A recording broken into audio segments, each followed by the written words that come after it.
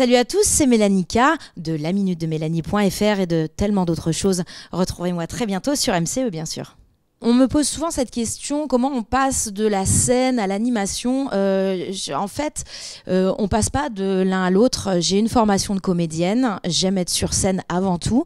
Et puis, c'est vrai que être sur scène demande, il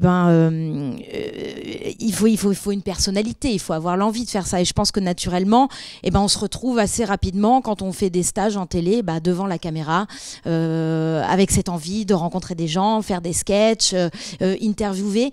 Pour moi, c'est un peu deux mondes parallèles. C'est vrai qu'en France, on a tendance à cloisonner. Tu es comédienne ou tu es animatrice.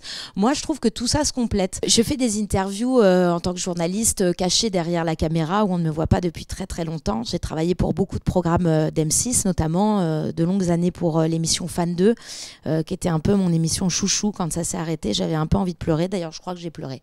Oui, c'est vraiment une émission où ça m'a permis de rencontrer un maximum d'artistes français, internationaux. J'ai interviewé Janet Jackson, Jennifer Lopez, Maria Carey. J'ai lancé mon blog laminutedemélanie.fr. J'ai eu envie de proposer à mes internautes, mes lecteurs, des interviews avec mon savoir-faire, ma touch, parce que je ne suis pas une intervieweuse plan. Donc au début, c'était à la fin des interviews, je faisais toujours un petit truc un peu rigolo avec l'artiste. J'essayais toujours de trouver des interviews un peu thématisées. Et puis un jour, j'ai eu l'idée de cette cocotte. Et puis de fil en aiguille, je me suis dit que finalement, que l'interview avec cocotte en 60 secondes top chrono, ça pouvait être sympa. Et surtout, ça prend pas beaucoup de temps aux artistes. Si je reviens à la télé, je ne lis pas un prompteur. Je ne lis pas un prompteur qui a été écrit par quelqu'un d'autre. Je ne souris pas dans une belle robe. Ça ne m'intéresse pas.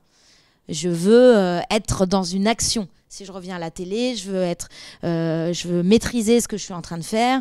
Je veux savoir que je vais interviewer tel acteur, tel chanteur, comme ci, comme ça. Je veux maîtriser ce que je fais. C'est très important. Et c'est ce qui aujourd'hui se fait plus trop en télé.